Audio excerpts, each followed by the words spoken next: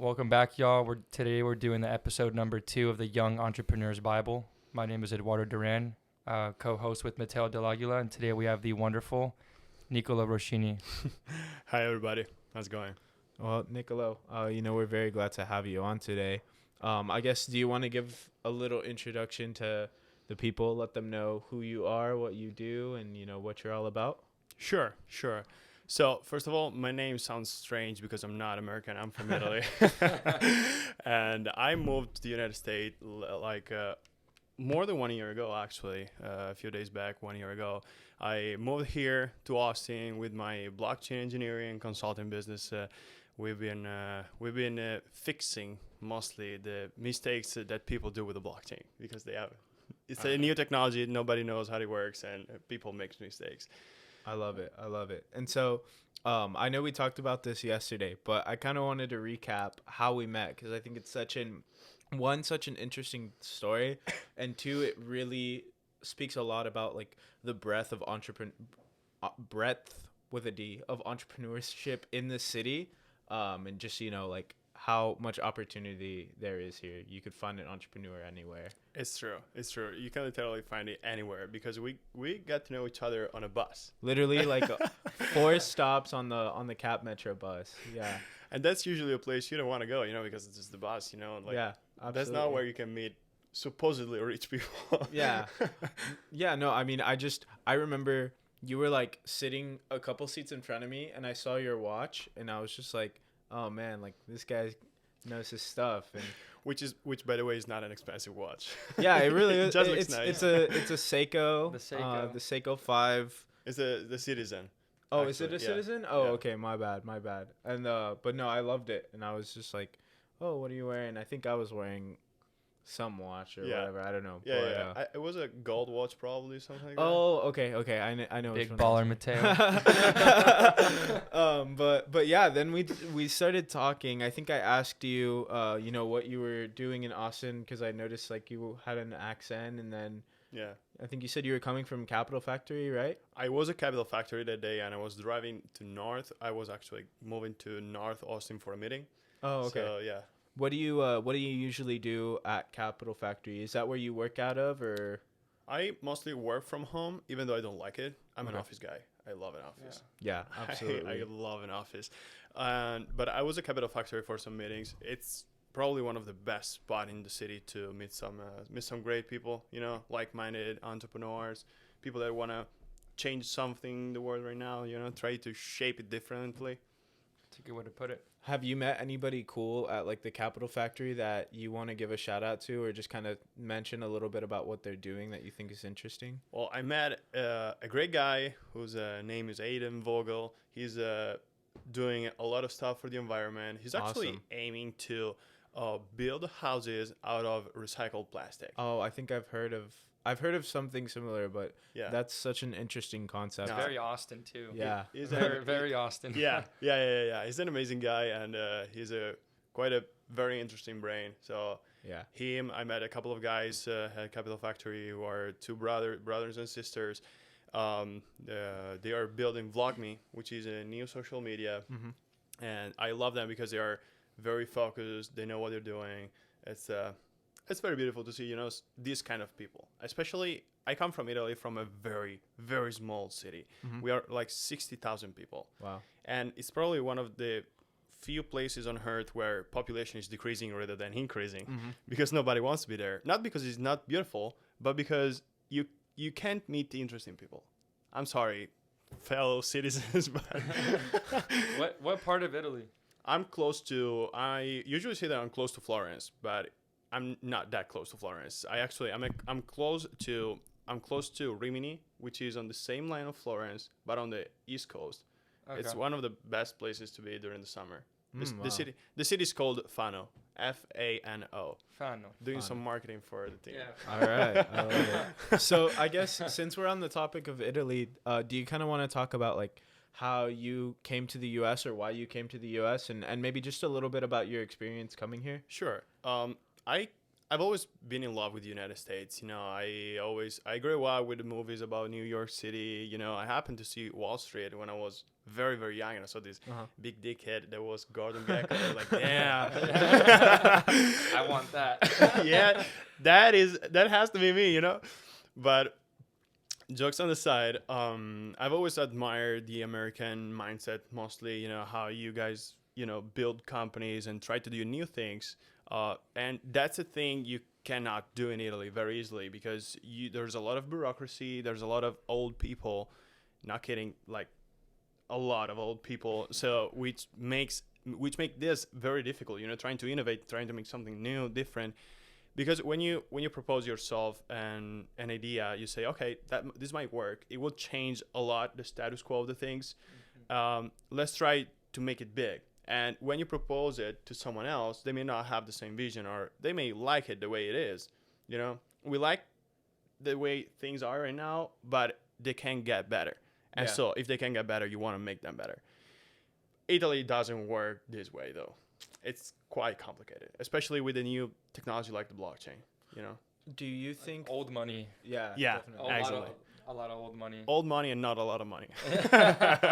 Do you think there's any do you think there's any place for innovation in the future, or you know, how could you see the blockchain, for example, affecting a place like you grew up in? Well, surely there are a lot of use cases for the blockchain in Italy, like everywhere else. And considering that Italy is a quite old place, it can be also a very good one for innovation, you know, because they have a lot to move on. I mean, here in the United States, we are already far ahead. So we have a lot to keep up with back in Italy. And for example, I recently started another company in Italy, which is we deal with distressed debt in real estate. All right. And the blockchain will be so helpful in that industry because we deal with banks, you know, who have this distressed debt with real estate under it as a collateral. And what we want to do is to take the debt, get rid of it, and sell the real estate to fix the debt also for the debtor. The blockchain will help you a lot because the banks have an incredibly difficult time on storing all the data they have for those loans, for those debt, for those credits they have, and it's also incredibly difficult to find them. You know, because when you interact with a bank, you know, you give them some ideas of what you want to buy, of the credit we want to buy. Yeah. But they don't specifically have all those informations. You know, instead with the blockchain, it will be incredibly easy. We will be able to make transactions online, which is incredibly mind blowing for Italy. This internet thing is too serious. Venmo. Oh my God, no, we don't have Venmo in Italy. Wow. Do you guys have anything similar? Yeah. How do you? We have something that's called Satispay, which I think it's supposed to be like satisfaction payment or something like that. But it works, but it took like 10 years for people to understand how that works. My mother came out with that at home and said, no, I'm not downloading this thing, you know, they're gonna steal my money. So I guess on the other side, what are some things that you guys have in Italy that we don't have here? Culture. Oh. Okay. I'm sorry, guys. Non-sugary pizza.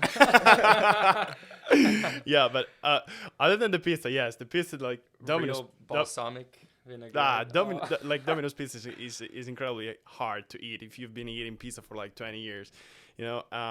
But also like there are a lot of not clever individuals in Italy, but really? Yeah, okay. But like everywhere else. Yeah. But our standard knowledge of things is a little bit higher than here. It's probably different. That's why I feel like there's a difference, you know. It's higher over there or here? It's higher over there. I think that's fair. That makes sense. Yeah. Americans are definitely some of the like least worldly people, and so there's a lot of people that don't really focus on what's going on elsewhere in the world. But that's also strange because if you walk around Austin, any block you want, any neighbor you want, you will see, just mentioning Austin because we're here, but if you do that in all the other cities, probably is the same. You will see like Chinese people, American people, Italian people, German people, Filipinos people, and there are so many cultures. It's kind of crazy how the American people don't know about them. You know, in Italy there are Italians. I think what it is that a lot of the people that come here feel a need to integrate Assimilate, into our and assimilate into our society. So they leave a lot of culture behind. But no, I mean that's definitely a good point. Yeah, that's a very good point. I think even us in school here at UT, there's an immense diversity of background from even people who are international or even within the States from all over. And I feel like I personally am proud to be Mexican, and I feel like I broadcast that. I listen to Mexican music.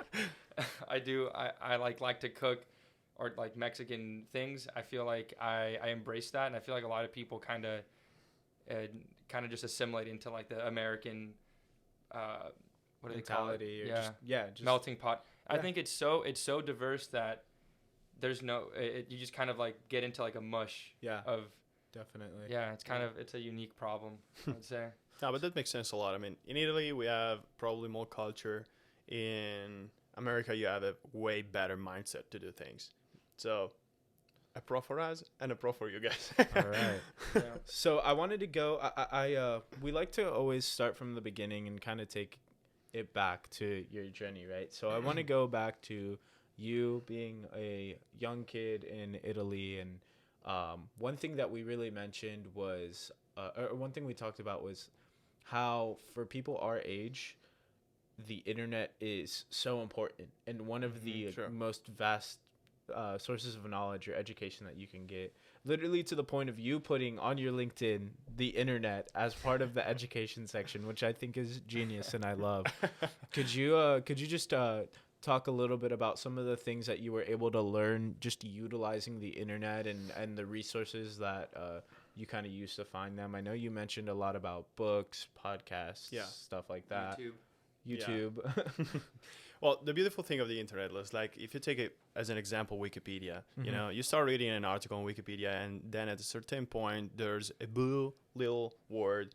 You may not know about that word, about that topic. And so you click on it, you know, and you actually open it on another tab, and you start reading that thing. And there's another blue word, and then you open it, and then you open it, and then you open it. So you end up not finishing what you're reading, you know? And that's what gave me the internet, what internet gave me. Because I started studying the finance by myself when I was in high school, during history classes, because I was bored. And so I said, they got to do something more interesting. And so I started studying these things. And once I kind of familiarized a little bit with finance, I started to understanding, you know, how and the specific things work. I was analyzing stocks, and I didn't do this by going to a university. I did by looking also at the books that people usually study at the university, you know? Yeah. Like there's a very big, important university in Italy that's called Bocconi in Milan. It's one of the best universities in the country. And I started looking at what do the business and finance, economics and finance majors study there, you know, and you read those, and you get a list of books. You know, you can do that everywhere you want. Also with Stanford for neuroscience or whatever you want, and you start, you know, understanding where these books come from, and you end up reading a lot of books, and that's what the university. That's what people think the university gives you. You know.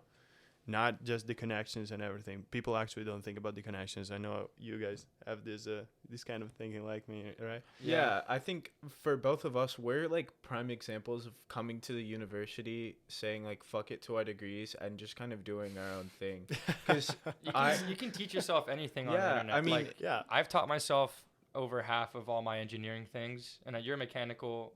And I studied mechanical engineering and economics and finance. Yeah, so I do mechanical engineering, and I've taught myself so many things on YouTube and Wikipedia, computer science stuff on Stack Overflow, on literally anything like that. And I think I think most people who are in university, at least, I don't mean to bash on it. I don't think it's a bad thing. I think there's people who do it the right way, who like try to genuinely learn and absorb a lot of things. But a lot of people just kind of come here with their parents' money or take out loans just to party for 4 years and end up doing nothing. Just getting a basic ass career. Yeah, not really. and it's like Yeah. I don't want to be not to be a dick or anything, but like half the people don't really take it.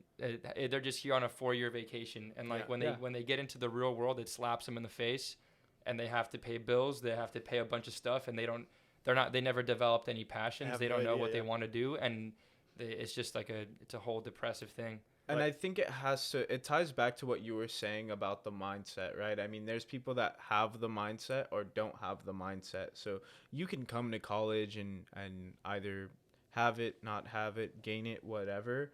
And it's just a matter of, if you want to do it, you will do it. And like, for example, with Ed, you were studying mechanical engineering and you decided to just go into real estate. Yep. I was studying government. I thought I would go to law school, and I got into tech and entrepreneurship, and now I'm starting a software company. And like, for example, with even Michaela right here, Michaela's a film major. Shout out Michaela. But Michaela wants to be a project manager. She's a great coder. So like, yeah, we were talking about that earlier. She doesn't know if she'll use her degree either. But I think what's important is a desire to learn. Of course. And I think you're a prime example of that. You can teach yourself.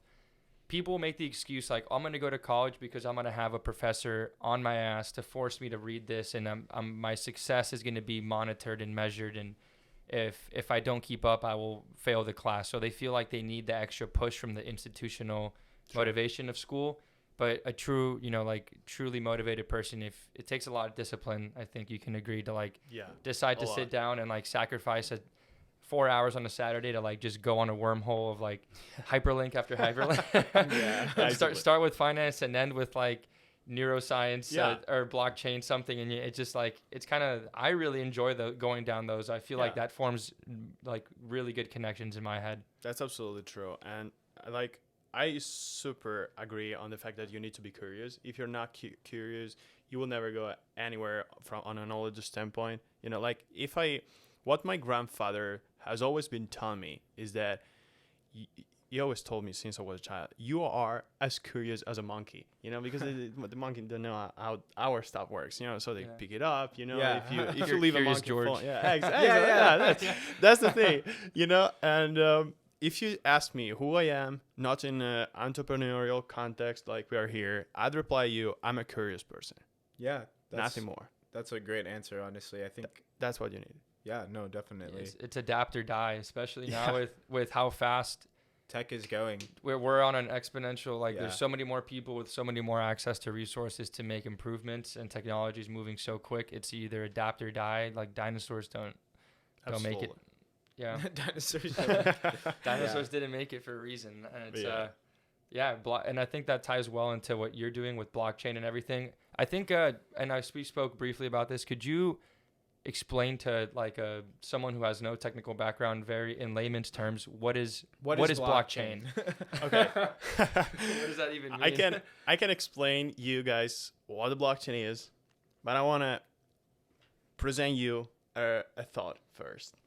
We have been, me and my fellow people in this industry, trying to explain the blockchain for over a decade since the Bitcoin was born, and sincerely, I think that's super stupid. Mm-hmm. Because, all right, let me give you an example. You are a mechanical engineer, right? Yes. You're not a mechanical engineer. That's fine. Do you know perfectly how a car works? Yeah. Or at least you're supposed to. Yeah. Car and a lot of other things. Yeah. But you know how a car works. And you probably don't know how specifically a car works. The physics of the engine, the aspiration, compression, explosion, and exhaust. Yeah. Four-stroke power cycle. Yeah, exactly. You don't have to know all this stuff to know how to drive a car. You need to understand how to drive a car. Yeah. How the car works from the steering wheel, what happens if you press the gas, and what happens if you don't brake fast enough when a wall is coming toward your direction, Mm-hmm. And so what we've been making a mistake as in the blockchain is to explain how to someone who doesn't care about a car works, who cares about making it work. Who cares about going from Capital Factory to the UT in Austin? Yeah. You know, That's so they care about that. And we've been explaining them. They ask us, how do I go from the UT to Capital Factory, or from the Capital Factory to UT? We explain them how the engine works, you know? And that's dumb, because we should have told them, oh, listen, you have to just turn on the key, pay attention when things are coming your way, you know? makes And a lot of sense. yeah, we've been focusing a lot, and this is a call to action. We've been focusing a lot on explaining how the blockchain works rather than making it work in a simple way, so that also my mother, or who doesn't understand computers very well, can make it work. Yeah. Yeah, I That's really it. like that. I think instead of showing people the details and boring them with the nuances of like, the behind the scenes, the back end, if you will, you could probably accelerate blockchain adoption. And Sure. if you could explain to people how they can use it to benefit them and Yeah. how it can fit into their lives. What are the current popular uses of blockchain? And I know you said a lot of the work you've been doing is fixing a lot of the Yeah. the stupid things that people have been doing with blockchains, which if you could go into what makes something a dumb use of blockchain and what are popular uses today, are those good ones or not? Sure. To understand if something is dumb, if done with the technology, you have to understand how the technology works. Yeah. And we go back to it. But, the engineers and the project developers need to know that. And I've been seeing, the blockchain is expensive to run, Mhm. right? Especially it always been like this. With the Ethereum right now, they made a good improvement, a magnificently big improvement, which is now very, very cheaper because it is switched The from... merger? Yeah, the merge. The proof of stake to proof what is it? Proof of work to proof of stake. Yeah, something like that. And that's a very big thing, because it made Ethereum incredibly cheaper. Mhm. Some people say also more unsecure, but whatever. So once you understand how a blockchain works, you understand what you can do with it. You pay a lot for the blockchain for uploading something on the blockchain. If the file you're uploading is big, Mhm. right? So you don't want to upload a photo on a blockchain. You don't want to upload a video on the blockchain because you will end up paying like hundreds of thousands of dollars for what? A 3D video. Exactly. And so before starting my company, before having the idea to start RSC Enterprises, I realized that there were some companies uploading entire files on the blockchain. Architecture and engineering companies uploading a whole file on the blockchain, which is like, it can also be like a different kilobytes of stuff, of file. And that ends up being very expensive. I don't know. I can't do the math right now, but it can be like also up to $10,000 to upload a file. And that's stupid because you can take advantage of the blockchain in different ways. You can still make that file backed by the blockchain, but you don't have to put the file on the blockchain.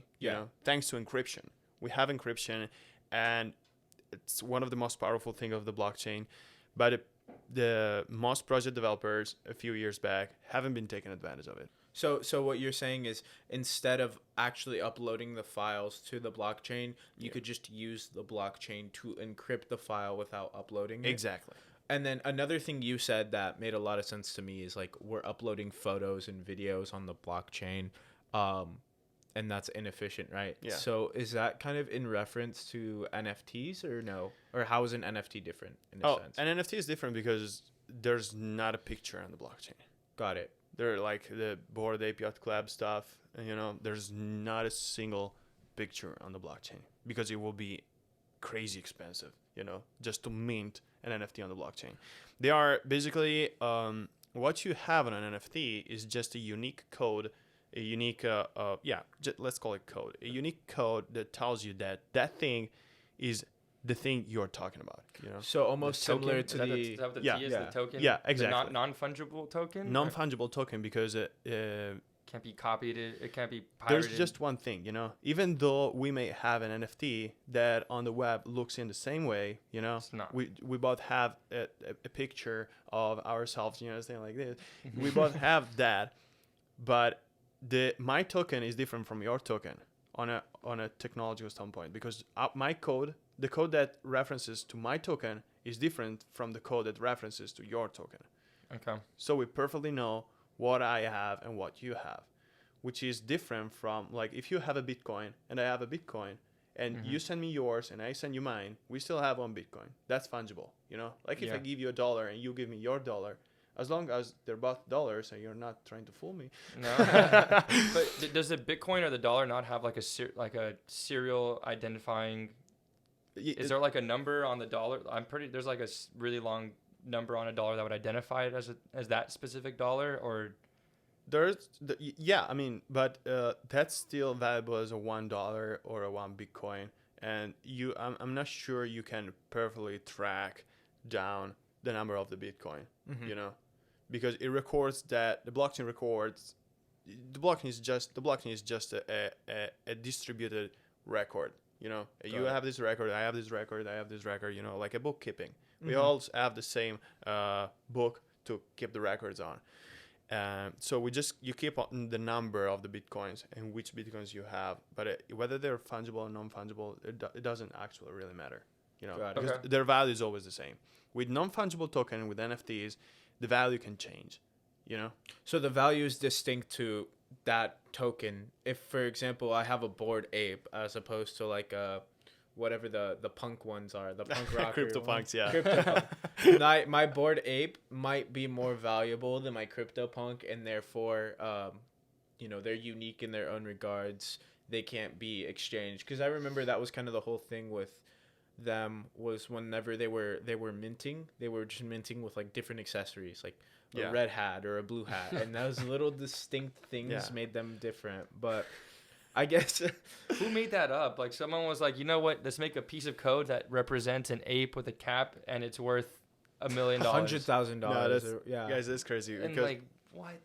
If you look at NFTs from a technological standpoint, they are one of the most misused technologies on the fucking planet.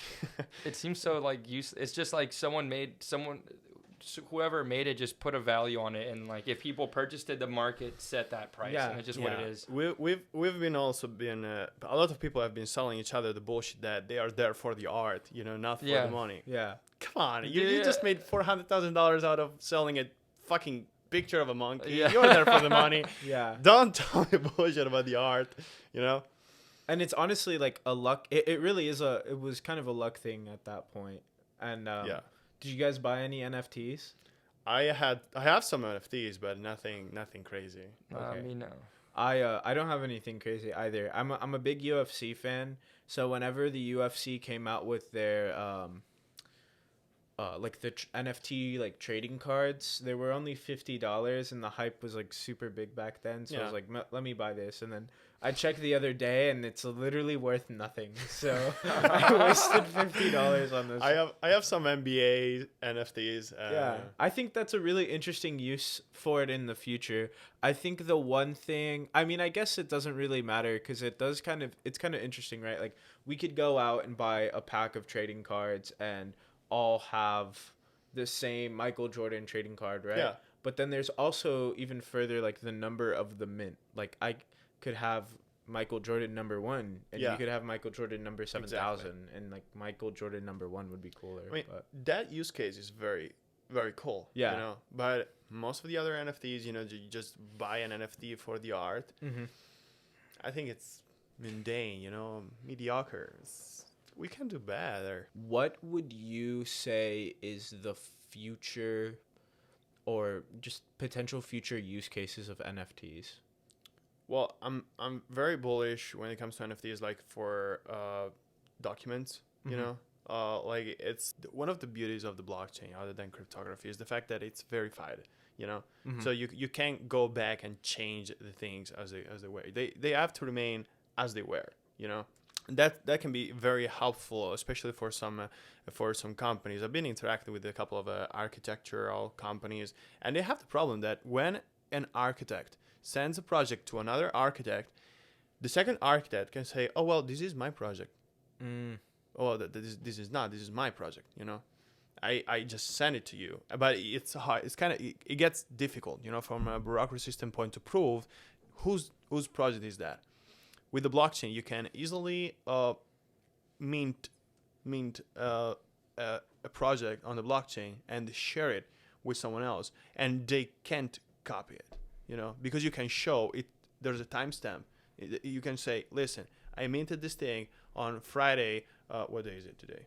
Friday, February 3rd at 1:18 p.m. And you did it 6 days later, right after I sent it to you. So stop fooling me. I'm going to sue you. You're going to have me owe me a lot of money. And No, that definitely is a very good Yeah. use case, I would say. That's actually super cool. Yeah. So I know we talked about this a little bit yesterday, but what do you think about Sam Bankman-Fried? This question, guys. I don't want to sound like the guy who talks shit about everything and about everyone, but there are very few good things to say about SBF. Probably just the fact of spreading a little bit the use of cryptocurrencies among investors, which is not a use, but whatever.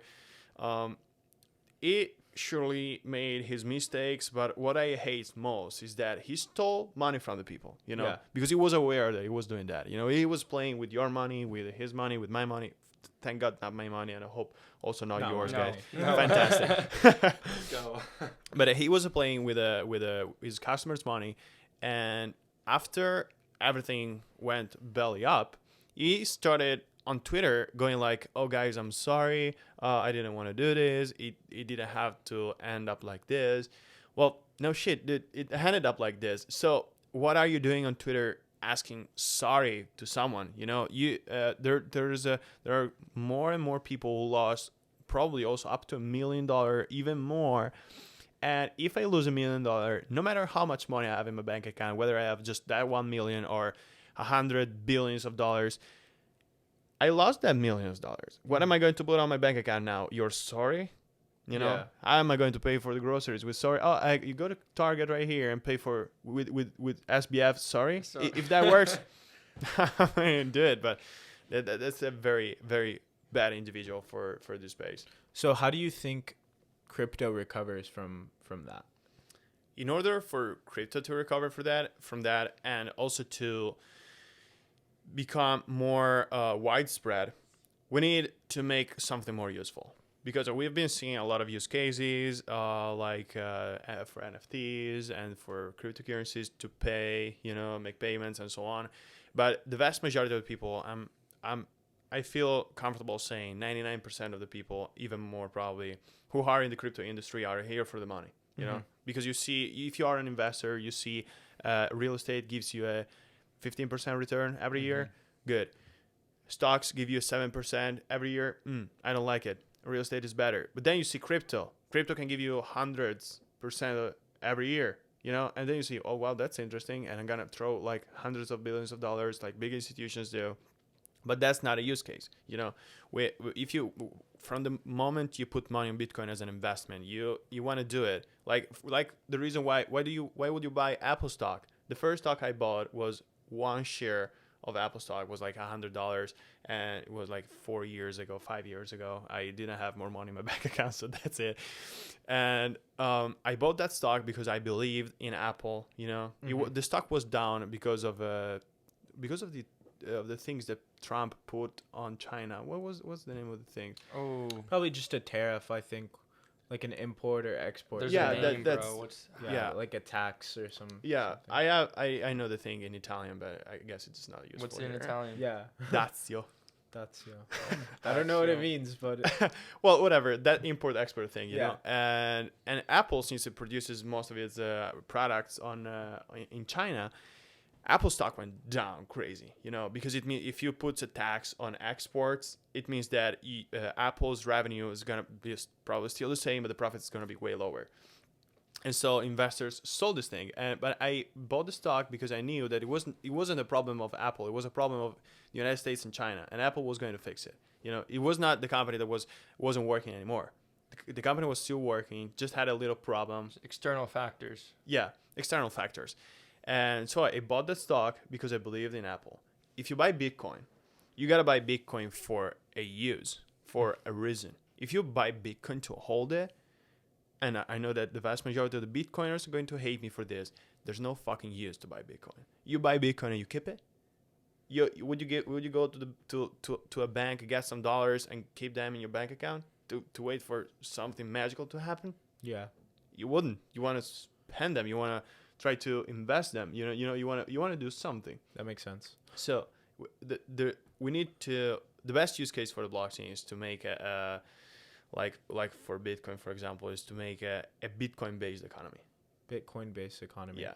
Now, the one thing that always confuses me there when people talk about something like that, like a Bitcoin-based economy or just crypto in general, is it's supposed to be decentralized, right? Yeah.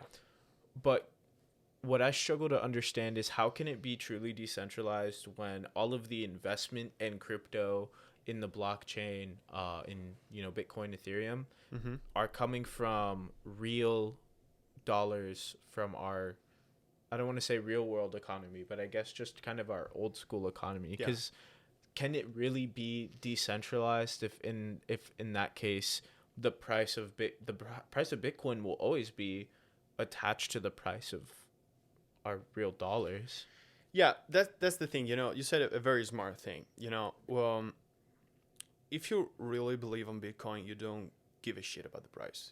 Because the Bitcoin is a critique to the current system, Got it. Bitcoin is just Satoshi Nakamoto saying, all right, this the way it is right now, it doesn't work. The system the way it is right now, it doesn't work.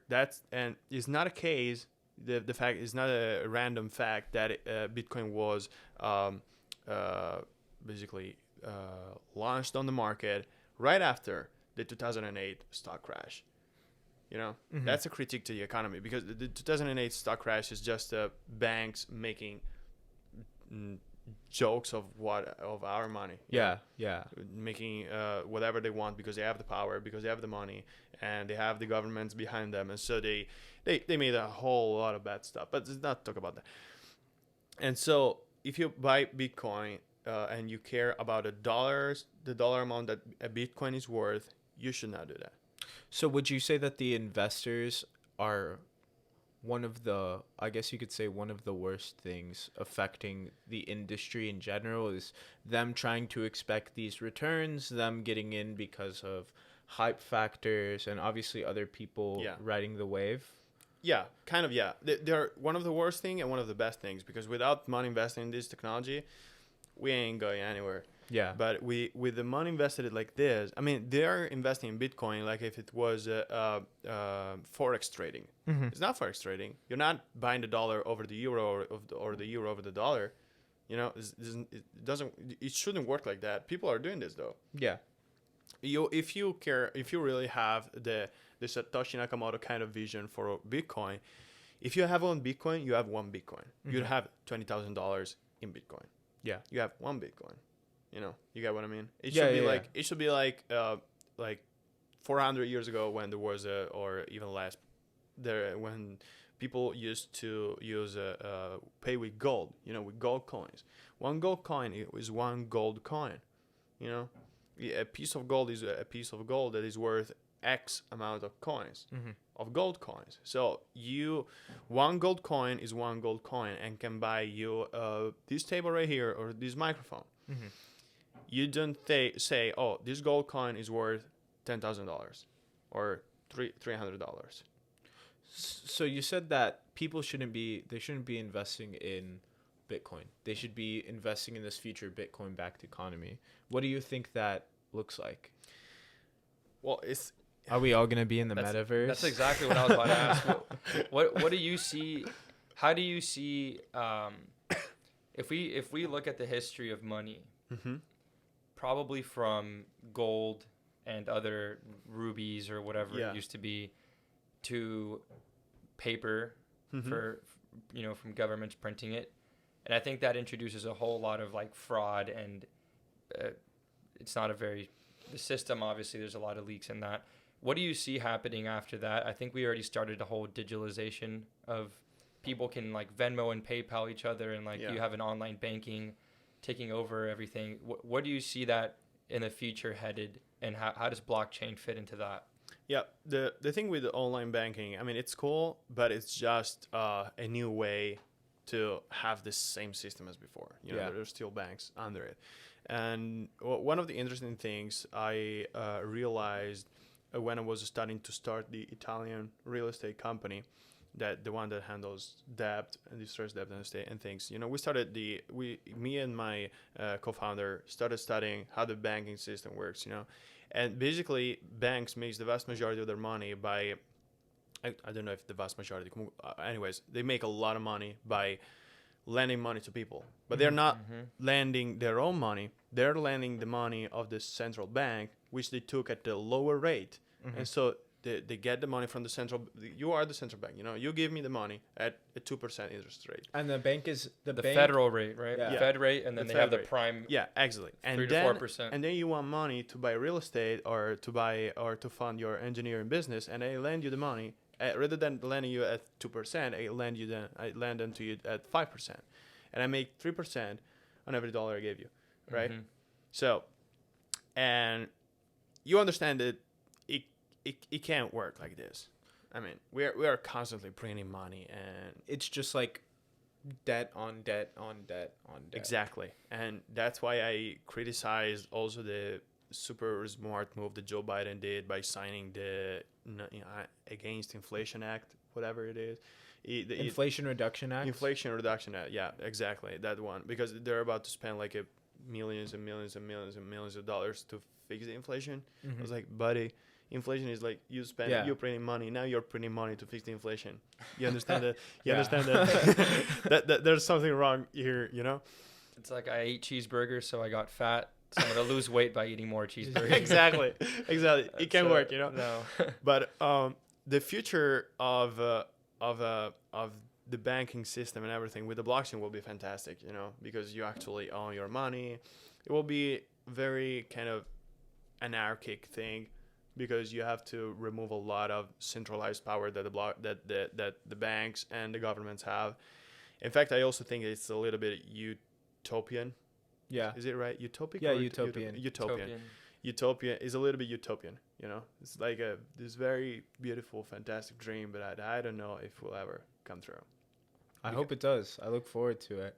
I look forward to, but yeah, the power now is incredibly centralized, and it's not going to be an easy game to take it out of the government's and the bank's hands, you know? It's going to be because they're making the money on it, so they, you know? Yeah, I mean, you can take advantage of this system, but you'll never have the same power that they have. They don't want to decentralize and give it to the people. From their point of view, I have to say that it makes total sense. I mean, if I'm the one in charge of the entire world, I don't want to give you power. I'm sorry, Matteo, but what king wants? Yeah, what king wants to give up their power? Yeah, right? Why would they want to do that? Yeah. You know, that it makes sense. But considering that the people in power right now are very few, and the people who are not satisfied by this are too many, close to 8 billion people. So I mean, I hope it happens, but we also have to see how it will happen, because there can be some possible negative things on that too. I mean, I always say that when you fix a problem, you're just deciding to deal with another problem. You'd rather deal with that problem rather than the previous one. So definitely. Well, I guess the last thing we want to ask you, or I'd want to talk about, is, as a young man that's found yourself here in the city of Austin, what do you do for fun? Nothing. Nothing? Study blockchain. Yeah, I'm the wrong person to ask that. I don't hang out much. Right. I love the weekend because I can stay at home, like turn off all the devices, not reply to anybody, and do my readings. Drink some wine. Yeah. I love it. I respect the grind. So whenever I go out, I really love going on hikes and stuff, but the weather here is like it will kill you if you go walking around the sun under the sun. So because it's too hot, not right now, but yeah. I mean, I think I'm just used to it because I've lived in Texas my whole life. Houston's even. I'm not. I'm not used to this. Yeah, no, absolutely. It's super hot. But I know that in Austin there are a lot of music events and this kind of stuff. You can probably guys suggest me something to do because I really do nothing from a social standpoint. I don't know. What would you suggest, Ed? I don't know. Have you been? Do you like to go to a lot of restaurants? I feel like the restaurant is restaurant. I feel like restaurant is it a big part of Italian culture? Oh, the yeah. osteria. Yeah. Yeah. Every family You're has an an expert. osteria. Yeah. So, have you been to many Italian places here? I've been to Any you would recommend? Olive Garden. I would recommend. No, absolutely not. We should take them to Olive Garden and do a review video. If you wanna see me getting upset about wasting the Italian brand, yes, we can go to Olive Garden. But overall, I've been to one incredibly good restaurant here in Austin, Italian restaurant, which is called Numero 28, which is number 28. Mm-hmm. It's in downtown on 2nd Street. There's a very good friend of mine, Giuseppe, working over there. He's also a sommelier, the wine. Oh, wow. Yeah. That's awesome. Very great guy. And the food is fantastic. Awesome. It's very, very good. The pizza is great. They do some pasta that is from Rome. They basically bring you the pasta inside a big, I don't know how to call that in English, of Parmesan. A big thing of Parmesan. They cook the pasta in there, and it tastes amazing. I gotta go. You We guys gotta go. Parmesan. I know. We spoke yesterday. I went to Italy this past summer, and damn, the food was insane. I went on a food tour actually. Yeah. And oh my God, the first of 4 stops, I think it was a group of like 5 or 6, and they got us like 4 big wine bottles, and we weren't gonna waste it. So like antipasti, I was done. Yeah. Had like 4 or 5 glasses of wine and a bunch of cheese, and it Yeah. was a wonderful time though. No, that's another part of Italy, that one of those side of Italy that's fantastic. I mean, the food, the culture around it, and how much people care about giving you great food if you go to the right place, obviously. Yeah. Well, it's wonderful. Thank you for coming on today. We really appreciated having you, and I feel like I learned a lot about the blockchain in the future, and I'm really excited to see how you are gonna help people use it correctly, and just see some more future use cases. But thank you very much, Nicolo. I'm glad. We appreciate it. I'm glad you guys appreciate it.